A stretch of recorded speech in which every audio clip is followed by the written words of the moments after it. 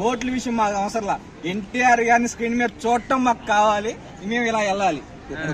అంటే కొంతమంది ఫ్యాన్స్ ఉంటారు కదా, ఎక్స్పెక్ట్ చేస్తారు కదా 2000 కోట్లు 3000 కోట్లు. ఎన్టీఆర్ ఫ్యాన్స్ మరీ రీగల్ గా వెయిట్ చేస్తారు 6 సంవత్సరాల తర్వాత సింగిల్ స్క్రీన్ మీద దేవుడు వస్తున్నాడు. ఒకటి భయ్య, ఏ సినిమా ఎన్ని కోట్లు రికార్డులు బద్దలు కొట్టినా ఎన్టీఆర్ గారి యాక్టింగ్ ముందు ఇంత సో ఆయన యాక్టింగ్ చాలు అన్నమాట.